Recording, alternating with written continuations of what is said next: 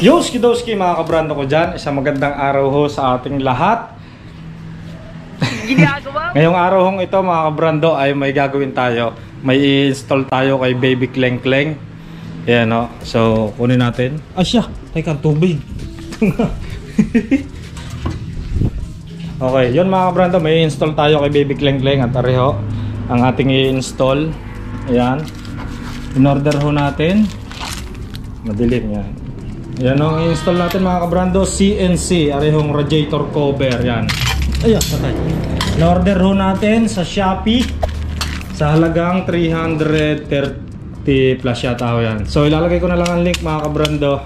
Yan o, napakaganda. Tingnan nyo naman mga kabrando. Okay, tingnan natin din eh. Yan ho, ang style nya. Pwede siyang walang ganito dahil ito ay pang design din yan. Ito ho ay alloy, tapos are ay parang bakal na pininturahan. Pwede siyang hindi lagyan ho na re. Ayan, pero mas maporma talaga pagka may garne. May kasama siyang 3 bolt.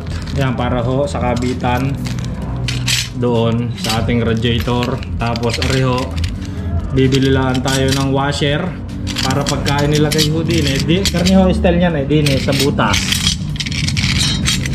Yan, ilalagay natin sa butas kung saan man magandang ilagay. Tapos yung nasa likod, itong mga tornilyong ito ay lalagyan natin ng washer para hindi ho matanggal. Ayan mga kabrando. So yun, kabit na natin ho at tayo ay didiretso na paahon kay Baby Kleng Kleng. Kunin lang natin ang susi. Yo, diretso na ho tayo paahon. Let's go! Pumarali ka! Nakakusaw!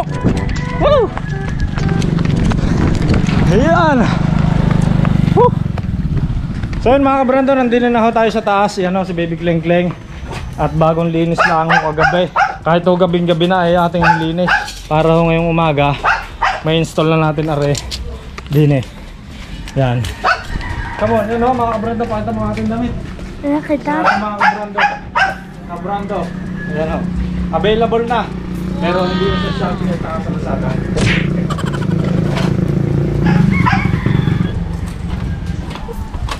Bibili nga pala tayo ng washer. Gaya nga ng sinabi ko kanina, areho ay kailangan ng washer din eh. Yan, sa mga bawat tornilyong ilalagay yan. Yun oh. Yan mga kabrando, magiging style nyan. So tingnan natin ho ang kalalabasan.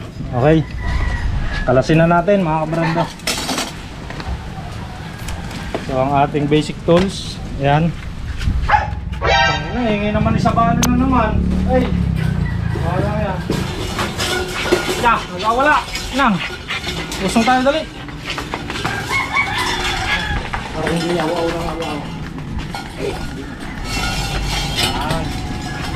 So yun mga kabrando, Iya, kalang punta kayo doon. so yun mga kabrando, si Sabano maingay lagi pagka tayo may ginagawa. Kaya yun, nilagay natin para hindi siya umingay. Yun, back to work tayo. Atin ang tatanggalin ang kanyang 3 tornilyo lang naman no, atin tatanggalin. Ayan. Sorry mga kabrando, first time ko matatanggal ang kanyang radiator cover. Kaya ako naman ho hindi ino-open talaga dahil lo mapipingkot ho yan. Tingnan natin, tanggalin muna natin.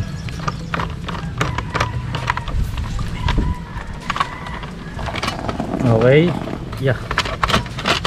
Hindi mo kalas. Ayun, yun. Yan, kaya mga kabrando, hindi natin tinatanggal loore dahil nga ho, mapipingkot ang bawat layer nya. Ang samahon tingnan. Yan ho, yung tama ng car wash. Kaya hindi natin tinatanggal. Yan ho. Gayaan mga kabrandong style nya. Yun. Easy to install lang naman to. Plug and play. Yan, nakagayaan.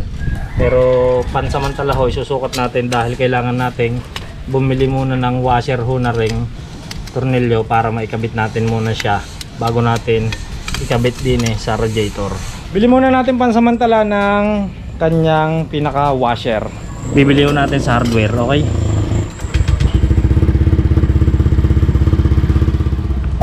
So yun mga kabranda, punta na tayo ng hardware para ho bumili ng washer. Wala naman bibili natin washer. tayo makitaan din eh. Let's go. Hindi ko alam kung pang ilang upgrade na ho rin ni Baby Kleng Kleng sa patungkol sa pagpapaporma ng ating Honda Click. Jumbo! Binila naman akong hardware mga kabrando.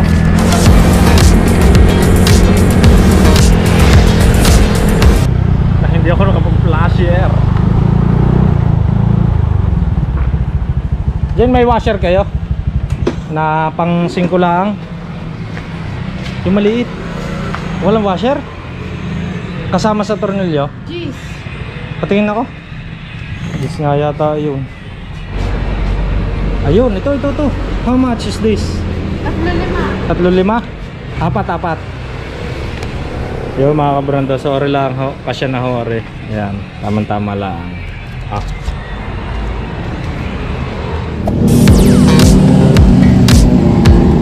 So di na yun talaga mga kabrando, marami yung nagra-rides, lalo na yung mga big bike.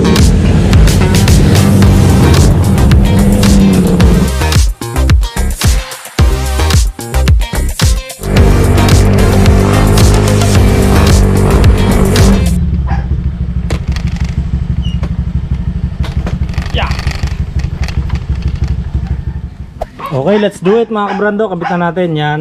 Ari muna una natin ikakabit.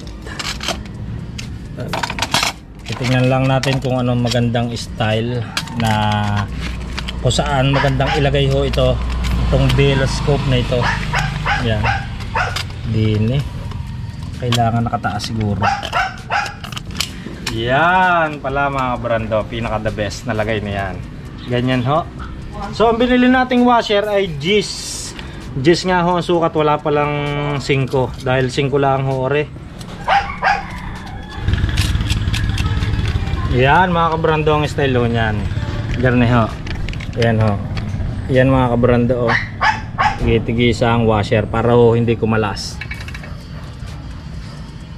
Yan ho mga kabrando, ikakabit na natin ngayon. Yan ho Kuya MJ oh.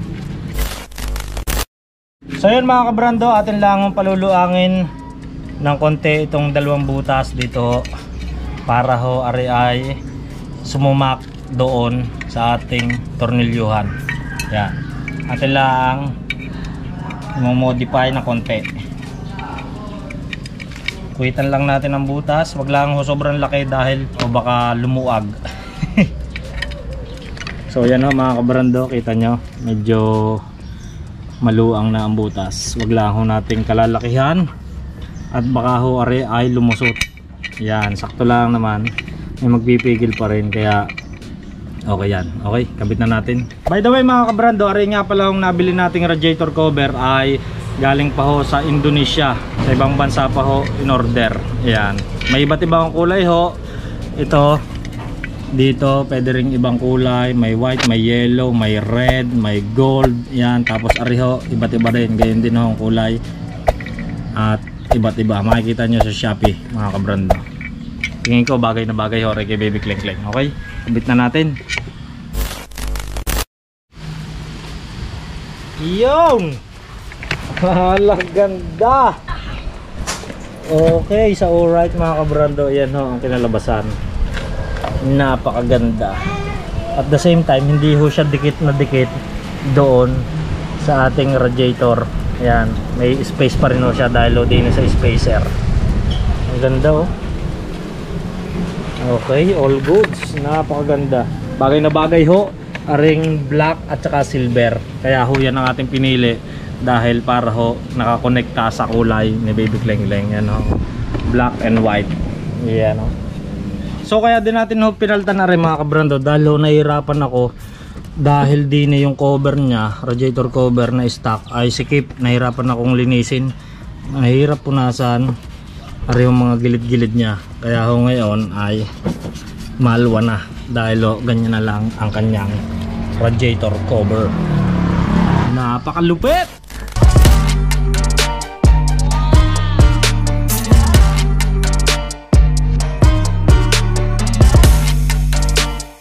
Isa pa mga kabrando, kaya ho nagustuhan ko din aring radiator cover na are dahil hindi siya manipis. Yan ho, kung makikita nyo napakakapal. 3mm yata ho ang kapal niyan. Kaya matibay. Yan ho. Napakatibay. Ito ho ay pinaka-design niya. Pwedeng hindi nyo rin lagyan, pero para sa akin mas maganda talaga may garni ho. Dahil ay makikita nyo, yan yung pinaka-design. At saka para pagka nagpasirit ho ng tubig, pag ating kinarwash ay hindi direkta ho doon sa layer ng kanyang radiator para hindi napipingkot.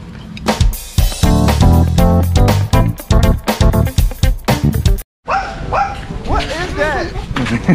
Nahingi ka sticker? Ari, bibigyan kita. Ba't ka nagtatago? Nahihiya. Nahingi lang sticker, nahihiya pa. Ah. Si Lexis? Yeah. Oo. Pagay sa kayo ni Lexis. Ari. Oo. Salamat to. Thank you. Iyang hiya ang bata.